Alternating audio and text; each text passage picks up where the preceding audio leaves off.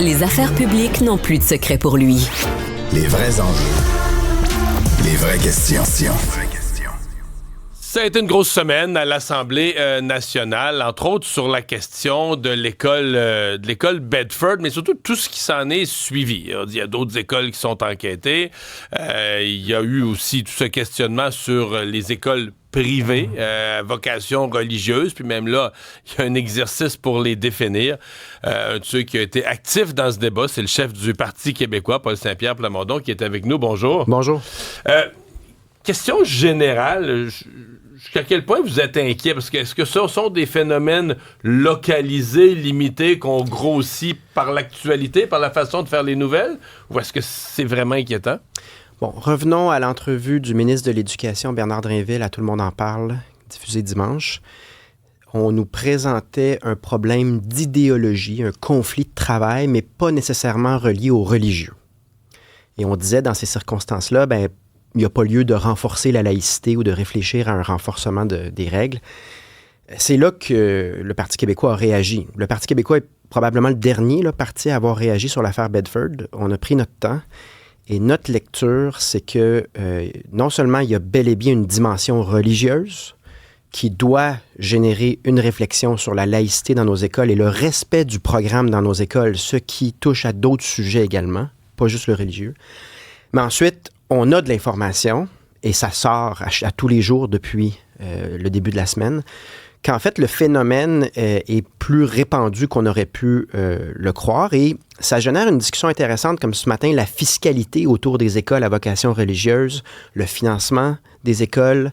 Donc, je pense que les langues se délient par rapport à un sujet qui était relativement tabou, notamment parce que, à mon avis, on présente la laïcité depuis des années comme un principe ou une loi raciste, ce qui est absurde parce que la religion n'est pas une race. Les races, en passant, n'existent pas. Mais également parce qu'on est devant des situations ici où ce sont des familles, des parents maghrébins ou des professeurs maghrébins qu'on laisse tomber alors que c'est eux qui veulent appliquer la laïcité, appliquer la loi, appliquer le programme. C'est eux qu'on a laissé tomber. Et on est bel et bien devant de l'entrisme religieux dans plusieurs cas. Donc, c'est un mot compliqué, l'entrisme religieux. Entrisme, là, ça veut dire l'empiètement. Disons, c'est plus facile, l'empiètement religieux, mais c'est vraiment là, une poignée de personnes, par l'intimidation, imposent le religieux alors que la loi dit exactement l'inverse. Donc, mais dans le cas de Bedford, ils ont quasiment pris le contrôle, carrément, imposer leur vision en prenant le contrôle. Mais donc, pour répondre à la question, est-ce qu'on exagère en ce moment? Est-ce que les médias exagèrent? C'est sûr que ça génère des réactions. Donc, les médias sont intéressés par les sujets qui génèrent des réactions. Mais en même temps, est-ce qu'on devrait s'empêcher d'en parler parce qu'il y a des risques de dérapage ou parce qu'on en parlerait trop? Le sujet, il est fondamental parce que c'est nos enfants, nos écoles.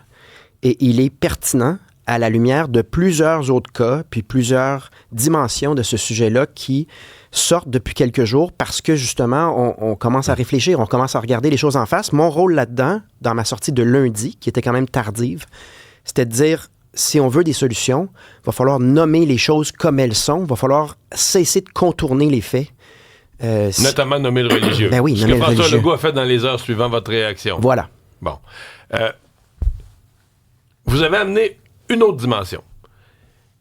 La mixité. Et là, ça m'a intéressé beaucoup parce que c'est des questions que je me pose moi-même. Si dans un quartier, il se crée, excusez-moi le mot, mais une sorte de ghetto, c'est-à-dire que dans un quartier, c'est beaucoup des gens de la même communauté qui s'en vont vivre là, l'école qui est au cœur du quartier, elle risque de se retrouver comme une école où les jeunes de cette communauté-là vont être très majoritaires, peut-être même les enseignants aussi. Fait que si t'as des enseignants d'une communauté, des jeunes d'une communauté, il peut y avoir une tentation de recréer une école, tu comprends, de cette communauté-là, plus qui ressemble au réseau québécois. Mais comment on change ça? On peut pas déménager les gens artificiellement? Ou est-ce qu'on mélanger les écoles, déplacer les jeunes en autobus d'un quartier à l'autre pour les amener, pour évidemment générer la mixité? Comment on fait ça? Je comprends. Dans mon bagage, c'est important de mentionner, moi j'ai vécu en Suède, j'ai vécu en Belgique notamment, donc j'ai connu Bruxelles et Malmö et j'ai vu ce que c'est la ghettoisation. Et ce sont des discussions et des problématiques très sérieuses en Europe en ce moment. Donc des quartiers... Des quartiers où la police veut même plus y aller. Là. Je veux dire, c'est juste une communauté, ils font leur affaire. Exactement. C'est comme si tu tu as un autre système juridique sur une partie du territoire, la loi ne s'applique plus. Là, il ne faut pas mélanger. Ici, on n'est pas devant ça, mais c'est un sujet qui n'est pas propre au Québec. Puis tout ce que je dis qui me semble évident, c'est que si dans une classe, tu as 95% des enfants qui sont issus de l'immigration, puis le prof est issu de l'immigration, on ne peut pas totalement se surprendre que l'intégration au Québec... Ben, est-ce que le mot intégration a encore un sens? Ben, dans ce que vous venez de décrire? Ça se peut. C'est pas probable, là. Donc, il me semble que c'est pas très controversé comme observation ou comme affirmation. Mais là, la question, en effet, qu'est-ce qu'on fait? Bien, évidemment que, à la base, si les seuils d'immigration sont beaucoup plus élevés que ce que le système est capable de prendre, c'est ça que ça donne. Il ne faut pas s'en surprendre. Donc, on ne peut pas contourner la discussion sur les seuils d'immigration qui doivent être substantiellement réduits, à mon avis. On ne peut pas contourner non plus qu'on a échoué dans la régionalisation de l'immigration. C'était un thème porté par le Parti québécois en 2012. Mais on regarde comment, démographiquement, sur le territoire, on a réparti ou s'est réparti l'immigration. À Montréal, beaucoup. C'est bon, beaucoup, ça beaucoup. fait que ça, c'est un échec. On peut revoir comment on procède à ce niveau-là.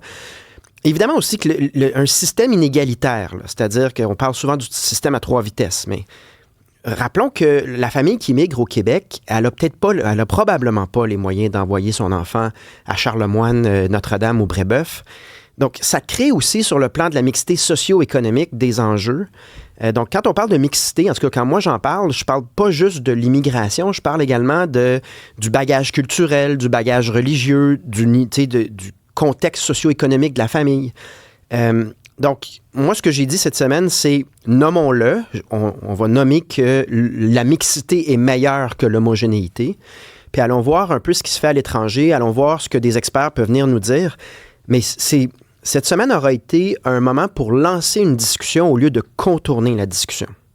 Mais est-ce que moi, je ne vends pas des solutions à rabais, là. J'en ai quelques-unes qui me semblent porteuses, mais je suis conscient qu'on va avoir besoin d'aide de gens qui ont consacré leur carrière à réfléchir à ces questions-là, mais on s'en allait pas nommer ces questions-là. Là, la discussion, elle est lancée, puis ce n'est pas un dérapage. Je suis désolé, là, mais c'est une question légitime. Je trouve qu'à date, on arrive à en parler en rassemblant les gens. Je réitère que les Québécois issus de l'immigration, notamment les Maghrébins, mais tous les Québécois issus de l'immigration, supposons catholique, sont nombreux à penser que l'entrisme religieux, l'empiètement du religieux dans nos écoles, ça n'a aucun sens. Surtout les Québécois issus de l'immigration qui ont connu des régimes totalitaires religieux. Ils veulent pas produire ça ici, là. Donc, qu'on ne dise pas qu'on est en train de diviser, on parle à 97% de la population qui pense également qu'il y a des lieux, comme l'école, là, où est-ce que c'est sensible, où on doit laisser une place respectueuse à tout le monde, indépendamment de nos divergences de point de vue sur la religion ou sur l'idéologie. Ayons la discussion intelligemment, mais elle est légitime et elle concerne tout le monde. Le sujet qui a émané de tout ça, c'est le cas des écoles privées, religieuses. Hier, vous avez soumis une motion à l'Assemblée nationale. Vous êtes allé chercher l'appui pour cette motion du Parti libéral. Mais c'est juste qu'en cours de discussion, je me suis demandé, est-ce qu'on sait exactement de quoi on parle? Et là, je l'ai dit tout à l'heure en ondes, le Parti québécois, vous m'avez fourni une liste. Vous avez une liste. J'ai l'impression même que les autres partis, là, François Legault disait, ben là, est-ce qu'on ferme Brébeuf? Est-ce qu'on ferme le collège Notre-Dame? Est-ce qu'on ferme le collège de Lévis? Ben non. Non, mais il y avait une confusion, là, sur, maintenant, on parlait de 50 écoles, vous parlez de 27. C'est quoi le vrai questionnement? Bon, c'est ça, c'est un peu, on va essayer de le décortiquer. Donc, il y a des écoles qui sont laïques, qui respectent les principes en vigueur et qui auront des activités parascolaires facultatives liées à la religion. Puis moi, je pense pas que c'est un problème. Ça s'encadre. Ce dont on parle ici, ce sont des écoles confessionnelles, c'est-à-dire que leur cursus porte sur la religion. Et là, tu as 2 catégories. Tu as ceux qui sont subventionnés et ceux qui ne sont pas subventionnés. Dans les 2 cas en ce moment, on est dû pour une réflexion parce que si tu veux une société avec une espèce de bagage commun, une certaine cohésion, tu peux difficilement accepter que l'État encourage un cursus qui vraiment s'éloigne. Puis je vous donne un exemple parce que j'en reçois des courriels depuis une semaine. Mais du côté chrétien, on m'écrit que notre position n'est pas la bonne. Certaines personnes écrivent des choses comme « la théorie de l'évolution, c'est de l'idéologie. Donc on devrait enseigner le créationnisme. Puis si on n'enseigne pas le créationnisme, on ne devrait rien enseigner puis laisser ça aux églises puis à la maison. » Mais vous comprenez que ça soulève la question de est-ce qu'on peut juste avoir le droit, comme État, de créer une base commune pour tous nos citoyens. L'école, c'est pas juste des connaissances, c'est également la formation d'un socle commun de citoyenneté. Et ma perspective là-dessus, c'est que l'État a la responsabilité de légiférer de sorte qu'il y ait un socle commun.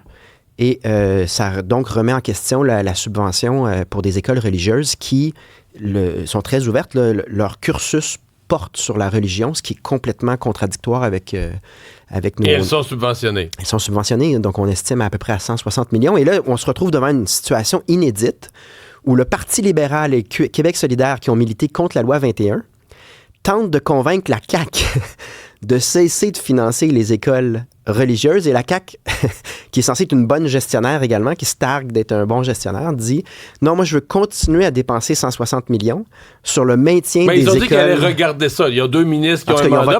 Pensez-vous qu'ils vont regarder sérieusement? Y croyez-vous?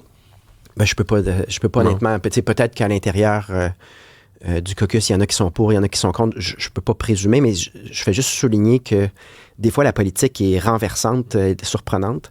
Mais là, c'est Québec solidaire et le Parti libéral qui met de la pression sur la CAQ sur la laïcité. C'est quand même quelque chose. C'est un revirement de situation. Tout un revirement.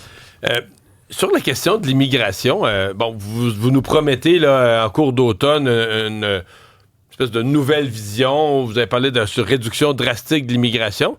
Est-ce que M. Trudeau vous a coupé l'herbe sur le pied? Est-ce que votre sortie va perdre du mordant où on se dit, à partir du moment où même Justin Trudeau veut réduire les seuils d'immigration, c'est comme devenu la position de tout le monde?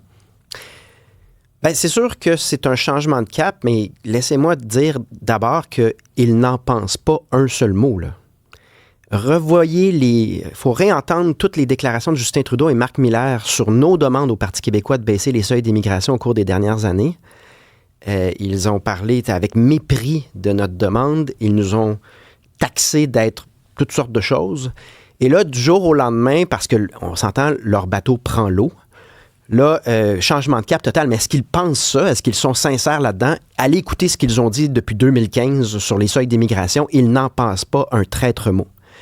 Une fois que la crédibilité est à remettre en question, convenons que cette baisse-là, en fait, elle est faible. C'est-à-dire qu'on est toujours dans les paramètres de l'initiative du siècle qui tente d'augmenter la population du Canada à 100 millions de personnes d'ici la fin du siècle. Et donc, si on regarde les chiffres correctement, puis la projection, c'est toujours nettement par-dessus ce qu'on est capable, surtout que au cours des dernières années, là, on a créé une situation de crise du logement. Donc, c'est pas comme en 2015 où le point de départ, c'était l'équilibre ou une situation, somme toute, acceptable sur le plan du logement et des services. Là, on est déjà complètement par-dessus notre capacité. Donc, ces chiffres-là, même s'ils étaient mis en application, correspondent pas, mais sont loin de correspondre à ce qu'il faut faire, à notre capacité d'accueil. Donc, d'où notre sortie qui a lieu lundi, où est-ce qu'on propose un modèle à proprement dit québécois, en fonction de nos dimensions linguistiques, logement, services, qui va être très différente, évidemment, là, de ce que le fédéral sous Trudeau propose. On va surveiller ça lundi. Paul Saint-Pierre Plamondon, merci d'être passé nous voir. À l'année prochaine. Au revoir.